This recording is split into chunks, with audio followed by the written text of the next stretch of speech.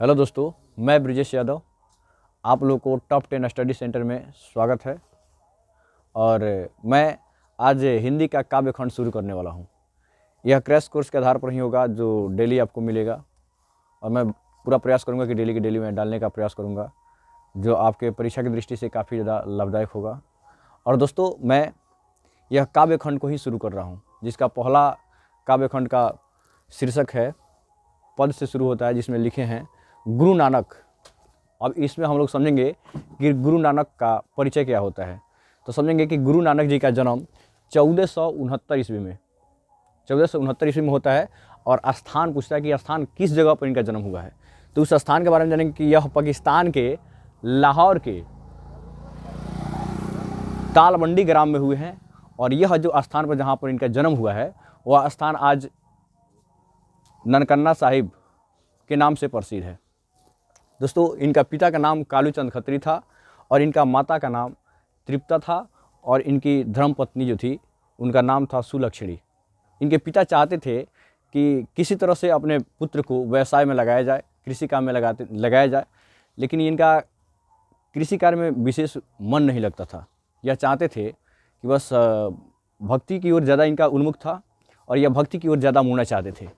इस उद्देश्य से अगर एक बार की कहानी है कि कालूचंद खत्री जी, उनके पिताजी, इनको खेत घूमने के लिए भेजते हैं और देखते हैं कि इनके खेत में ही कुछ पशुएं चर रहे हैं, लेकिन उन्होंने वहाँ पर उन पशुओं को मारने के बजाय वहाँ पर छोड़कर चले आए। उनके घर आने के पश्चात इनके पिताजी इनको बहुत डांटे बोले, लेकिन इनका उन्मुख था कि हम किसी तरह से क्या हो कि घर को छोड़ दे, वैराग्य जीवन व्यतीत करें और अच्छा से निर्गुण कवि बन पाए। तो इन्होंने क्या किया कि इनका कुछ अपना जो पहलू था कि गुरु नानक जी हिंदू और मुस्लिम दोनों पर समान दृष्टि रखते थे, दोनों का समान उपासना रखते थे। और साथ में देखेंगे कि गुरु नानक की मुलाकात मुगल सम्राट बाबर से होता है, और बाबर जो था उस समय का सबसे प्रसिद्ध सम्राट हुआ करता था। और यहीं पर देखेंगे कि गुरु नानक जी मक्का गए, मदीना गए, मतलब कई तरह की यात्राएं भी, देश के विदेश के यात्रा भी किए थे। लेकिन अगर देखा जाए कि गुरु नानक भक्ति काल के सबसे पवित्र और निर्गुण कवि हैं, क्योंकि वह अपने मायने में किसी भी वर्ण व्यवस्था, किसी भी भेदभाव को वह तहीन मानते थे, और जानते थे कि भगवान सही है तो सच्चे हृदय में वास करते हैं। और यह भक्ति का भी मतलब ऐसा बात बताए हैं कि भगवान निराकार है, इसका कोई रूप रंग नहीं होता है, और कोई वेशभूषा से किसी का भक्ति नहीं की जा सकती है, सच्चे हृदय में ईश्वर का वास रहता है। तो इसलिए इनको बोलते हैं कि गुरु नानक जी भक्ति काल के निर्गुण कवि थे। और आगे हम लोग समझेंगे कि गुरु नानक के प्रमुख उपदेश क्या क्या है। तो गुरु नानक के प्रमुख उपदेश के बारे में समझना चाहें तो गुरु नानक ने 5 प्रमुख उपदेश दिए हैं, जिसका हम यहाँ पर पूरा विवरण किए दिए हैं कि गुरु की महत्ता। पहला उनका उपदेश है कि गुरु की महत्ता क्या है। तो गुरु की महत्ता है। उसके बाद है ईश्वर की सर्वव्यापता। तीसरा है कि संसार की क्षण भंगुरता, ब्रह्मा की सर्वशक्तिमता, नाम जाप की महिमा। इसमें हम लोग समझेंगे कि क्या होता है गुरु की महत्ता, यानी गुरु ही बताते हैं कि कौन सा मार्ग सत्य है, कौन सा मार्ग असत्य है। वह इसलिए गुरु की महिमा को बताते हैं, महत्व को बताते हैं। और एक है कि ईश्वर की सर्वव्यापता, यानी उनके हिसाब से वह निर्गुण कवि थे, तो ईश्वर उनके सभी जगह निवास करते हैं, चाहे संसार की कोई भी कोना हो उसमें निवास करते हैं, कोई भी कण हो उसमें निवास करते हैं। तीसरी है कि संसार की क्षणभंगुरता, यानी संसार में जो कुछ भी आया है वस्तु एक न एक दिन तो नष्ट होना ही होना है। और इसी क्षणभंगुरता को बताते हैं कि संसार की क्षणभंगुरता है। ब्रह्मा की सर्वव्यापता, यानी ब्रह्मा की सर्वशक्तिमता, यानी ब्रह्मा जो है वह सभी में निवास करते हैं, सभी में वह शक्ति है, सभी को भगवान समान रूप से शक्ति दी है, बस जगने की शुरुआत करना है। उसमें है कि नाम जाप की महिमा। इसी नाम जाप की महिमा जो बोलते हैं कि राम नाम की जो जप किया है उसी में बहुत बड़ा महिमा होती है, उसी से शक्ति मिलता है पुरुषों को आगे बढ़ने की। आगे देखेंगे कि इसमें से गुरु नानक की प्रमुख रचना क्या क्या है। तो गुरु नानक की मुख्य रूप से देखा जाए तो यहाँ पर 4 रचनाएँ दी गई है। एक होता है जपूजी, एक होता है आशा दीदार, रही रास, और एक होता है सोहिला, यानी 4 इनका प्रमुख रचना है। अब देखेंगे हम लोग थोड़ा सा इनकी पंक्ति की ओर ध्यान से लगाकर देखेंगे कि मतलब ये पंक्ति में क्या क्या लिखे हैं। पंक्ति तो इनका बहुत ही सुंदर है, जो पदों में व्यक्त किए हैं, बहुत ही अच्छा पंक्ति है इनका। पहला पंक्ति का है, पहला जो इनका शीर्षक है, राम नाम बिरथे जगी जन्मा। पहले हम इसका भावार्थ समझाएंगे, सभी पंक्तियों का अर्थ पढ़ते पढ़ते इसका अर्थ समझाएंगे, और उसके पश्चात हम लोग इसका थोड़ा सा क्वेश्चन आंसर की ओर देखेंगे कि क्या होता है इसमें, और उसके पश्चात आप लोग क्वेश्चन आंसर बना लीजिएगा, ताकि हम जहाँ तक प्रयास करेंगे कि इसका अर्थ समझा दें। ये इनका परिचय है, इसमें से परिचय से केवल ऑब्जेक्टिव प्रश्न आते हैं और इसमें परिचय पूछता है, तो परिचय के आधार पर हम लोग जो याद रहेगा उसके आधार पर ऑब्जेक्टिव बना सकते हैं। बाकी सब बना कि अगर सब्जेक्टिव लिखना है तो सब्जेक्टिव में आपको विशेष रूप से इनका भावार्थ पूछा जाता है, और भावार्थ आपको याद है तो क्वेश्चन आंसर बिल्कुल आप आसानी से बना सकते हैं। तो चलिए देखते हैं। राम नाम बिरथे जगी जन्मा, इस पंक्ति का अर्थ ये होता है कि राम नाम बिरथे जगी जन्मा, यानी राम नाम। तो चलिए दोस्तों हम लोग उसका भावार्थ की ओर चलते हैं कि राम नाम बिरथे जगी जन्मा, यानी राम नाम के बिना जन्म लेना ही व्यर्थ है। और इस पंक्ति का हम लोग इसका व्याख्या करते हैं कि इन्होंने गुरु नानक जी क्या बात डाले हैं, क्या ऐसा संदेश देना चाहते हैं। तो दोस्त यहाँ पर सबसे पहले बताएं हम तुम लोगों की क्या होता है कि यहाँ पर ऐसा चीज़ है कि बताना चाहते हैं कि सच्ची दिल से किसी का भक्ति की जाती है, वेशभूषा से किसी का भक्ति नहीं की जा सकती है। इसलिए उसने बताया है कि राम नाम बिरथे जगी जन्मा, यानी राम नाम के बिना जन्म लेना ही व्यर्थ है। वह बताते हैं कि राम नाम बिरथे जगी जन्मा, भिक्षु खावे भिक्षु बोले, बिन नावे निष्फलु मटी भरमना, यानी बताते हैं कि राम नाम के बिना तो जन्म लेना ही व्यर्थ है। और उसके ऊपर से कि भिक्षु खावे भिक्षु बोले, अगर राम नाम के बिना अगर कुछ भी खाते हैं, उसका रसपान करते हैं, उसका बोल चाल में अपनाते हैं, जो उसका कीर्तन गाते हैं, सब कुछ बेकार है। जिस पुरुष का मति भ्रमट हो गया है, मस्तिष्क भ्रमट हो चुका है, वैसा ही राम नाम को कीर्तन को छोड़कर बाहरी चीज़ों पर ध्यान देता है। वहीं बताते हैं कि पुस्तक पाठ व्याकरण बखाने, संध्या क्रम त्रिकाल करे। देखिए कितना अच्छा पंक्ति है कि पुस्तक पाठ व्याकरण बखाने, संध्या क्रम त्रिकाल करे, बिन गुरु शब्द मुक्ति कहाँ, प्राणी राम नाम बिन अर्जे मरे। अर्जे मन मरे होता है कि माया जाल में ही फंस कर मर जाता है। इसका अर्थ होता है कि पुस्तक पाठ व्याकरण बखाने, यानी पुस्तक पाठ व्याकरण का बखान। अब इसमें है कि क्रम त्रिकाल करे, संध्या क्रम त्रिकाल करे, यानी संध्या के 3 पहर में, 3 काल में, जो सुबह होता है, शाम होता है, दोपहर होता है, इस सब काल में जो मतलब पुस्तक का पाठ का व्याकरण का जो व्याख्या करते हैं, सब कुछ बेकार है। राम नाम के आगे सब कुछ बेकार है। अगर गुरु की बात सुनते हैं, नहीं बोले, वही पंक्ति है कि बिन गुरु शब्द मुक्ति कहाँ, यानी बिना गुरु के शब्द की मुक्ति कहाँ मिलेगा, कभी मुक्ति मिल ही नहीं सकता है। वहीं बताते हैं आगे कि राम नाम बिनु अर्जे मरे, यानी राम नाम के बिना तुम माया जाल में ही फंस कर मर जाओगे और पूरा जीवन व्यर्थ चला जाएगा। यही बताते हैं आगे कि दंड कमंडल शिखा सुत धोती, तीर्थ गौनु अति भरमनु करे, मतलब कौंडल ले लिए, माथे दंड ले लिए, कौंडल ले लिए, शिखा ले लिए। शिखा निकाल कि बड़ा बड़ा सा मतलब विकेश का जो शखा बनाई जाती है, उसे धारण करने से, या जनेऊ पहनने से। सूत में होता है जनेऊ, धोती में जो वस्त्र होता है उसको पहन लिए। तीर्थ गौनु अति मति भरमना, मतलब कौन सी होता है, इधर उधर भटकते रहे हैं, राम नाम को बिना नाम किए बस बाहरी दिखावा किए हैं और यत्र तत्र घूम रहे हैं।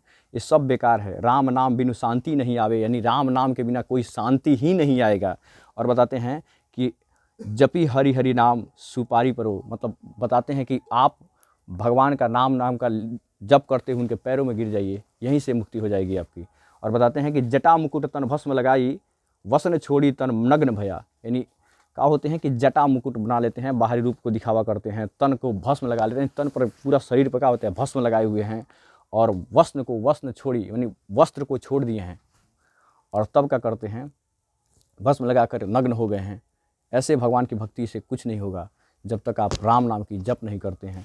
वह बताते हैं कि जेते जी जंत जल थल महियल, जत्र तत्र सुसरभ जिया, यानी बोलते हैं कि इस पृथ्वी पर जल थल पर कहीं भी, महियल मन होता है संसार, महियल में क्या होता है, संसार होता है, इस संसार में कहीं भी अगर जल थल पर कहीं भी जन्म लेते हैं, अगर राम नाम का जप नहीं करते हैं तो सब जीवन व्यर्थ है, कुछ जीवन से उसे फायदा होने वाला नहीं है।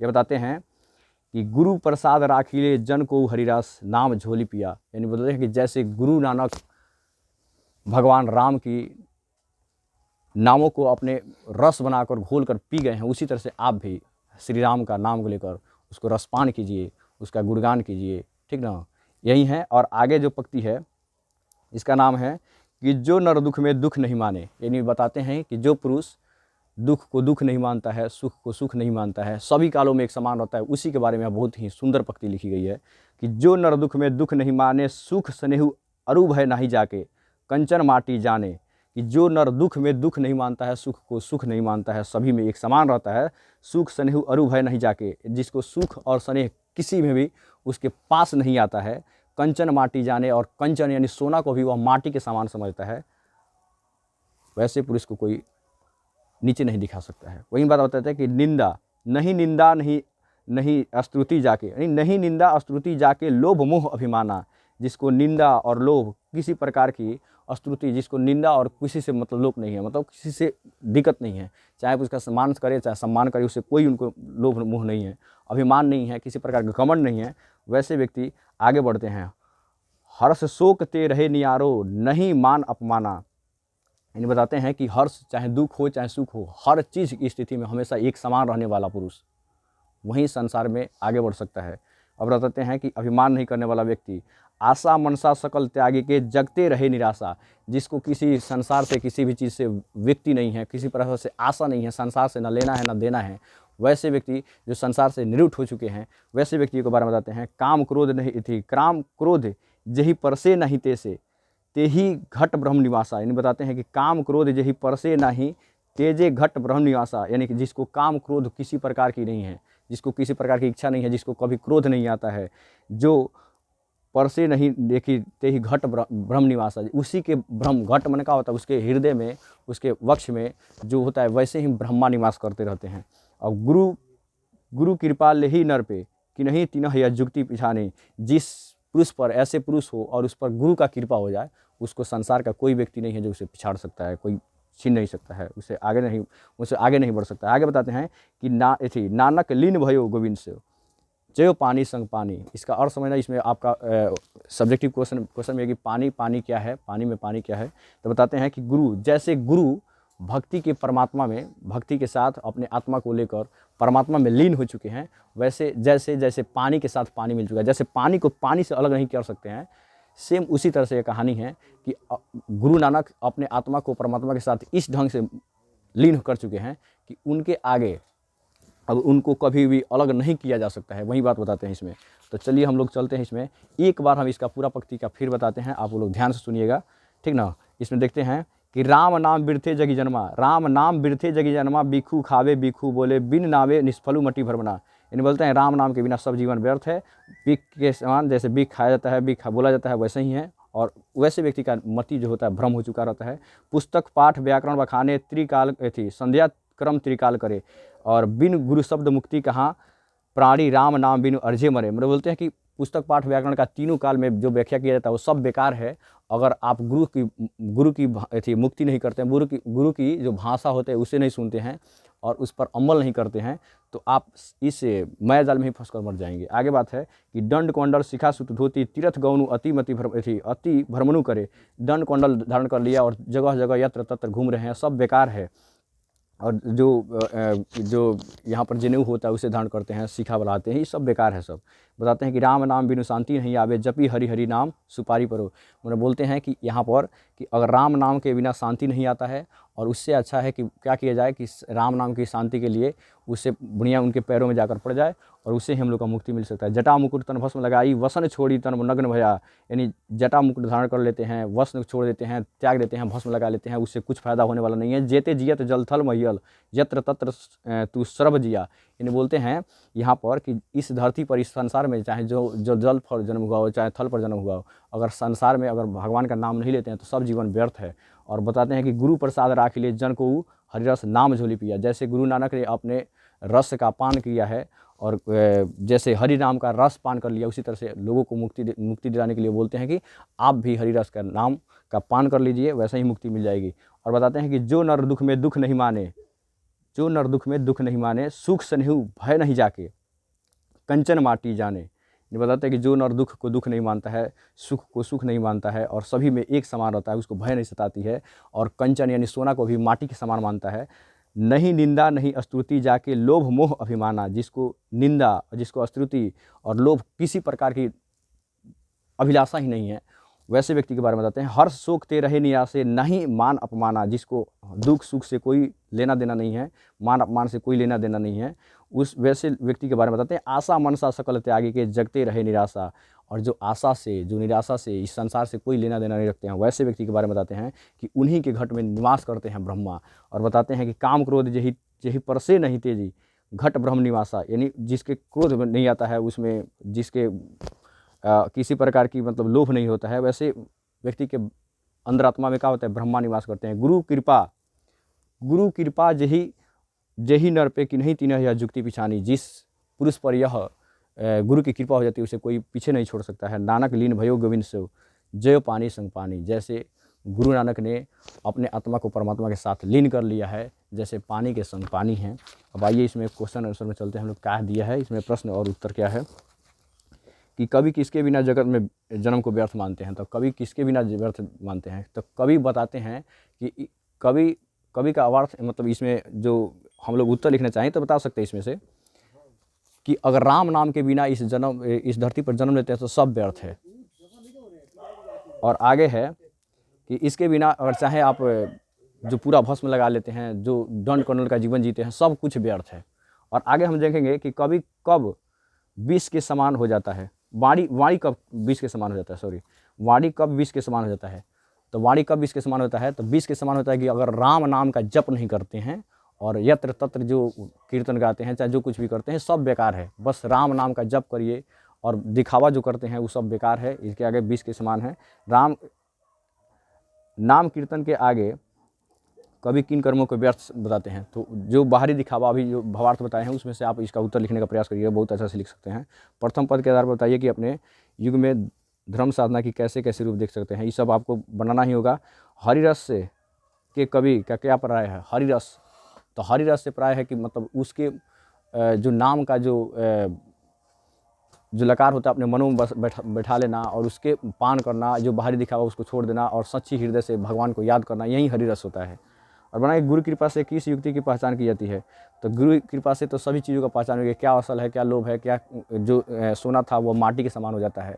जो दूसरे से लाशा विलासा जो होता है वो सब कुछ का होता है, दूर हो जाता है, हम लोग का मन से शांत हो जाता है। इसमें देखेंगे कि यहाँ पर लिखा है कि राम नाम बिनु अर्जे मरे, अर्जे मरे मतलब होता है माया जाल में फंस कर मर जाना। इसका भावार्थ बताए हैं, इसका भावार्थ आप लोग लिखिएगा, कंचन माटी जाने, सेम वही भावार्थ लिखेंगे कि प्रस्तुत पंक्ति, जैसे लिखेंगे कि प्रस्तुत पंक्ति गुरु नानक द्वारा लिखित पद से ली गई है, संकलित की गई है, जिसमें गुरु नानक सच्ची भक्ति की, सच्चे हृदय से भगवान की भक्ति के बारे में बताते हैं। यही बात लिखेंगे, कंचन माटी जाने, यह भी बात वहीं से है।